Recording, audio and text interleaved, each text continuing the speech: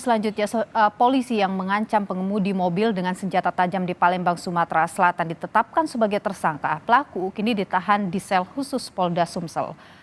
Bribka Edi Purwanto ditetapkan sebagai tersangka pengancaman kepada pengemudi yang menjadi korban penabrakan anaknya.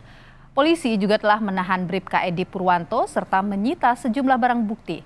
Saat ini, polisi belum menerima laporan pelanggaran etik Bribka Edi Purwanto. Bribka Edi merupakan anggota polisi aktif yang bertugas di Polsek Muara Padang.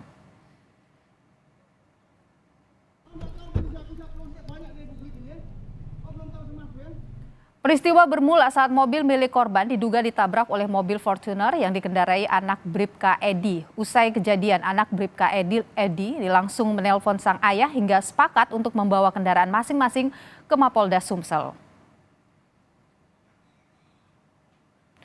Namun dalam perjalanan mobil Fortuner yang dikendarai putri Bribka Edi melaju ke arah lain hingga akhirnya di tengah jalan mobil Alphard yang dikendarai Bribka Edi menghadang korban. Kemudian Bribka Edi tampak turun serta mengancam korban dengan senjata tajam. Polisi juga saudara telah menyita mobil mewah Alphard yang diduga milik pelaku. Polisi memastikan plat di mobil Alphard putih yang digunakan Bribka Edi adalah palsu.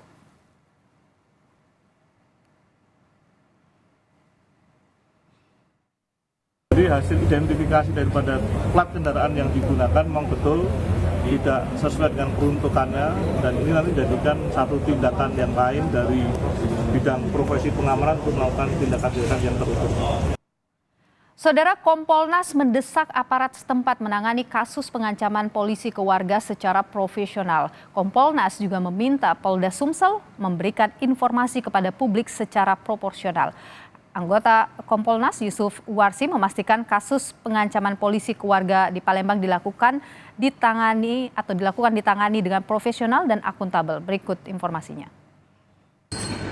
Kasus oknum anggota yang ada di Palembang itu sudah kami cek, sudah kami koordinasikan dengan pengawas internal Polda Sumsel. Yang bersangkutan sudah dalam proses pemeriksaan, ada di Propam Polda Sumsel. Kami pastikan bahwa yang bersangkutan akan menjalani proses selanjutnya. Ya biasa lazimnya kalau dalam proses pemeriksaan itu yang bersangkutan sebagai terduga pelanggar ditempatkan dalam penempatan khusus. Jadi kami Kompolnas akan terus memantau dan memastikan bahwa penanganannya dilakukan secara profesional, transparan, dan akuntabel. Dan kami dorong agar Polda Sumsel dapat memberikan informasi ini kepada publik secara tepat dan proporsional. Itu.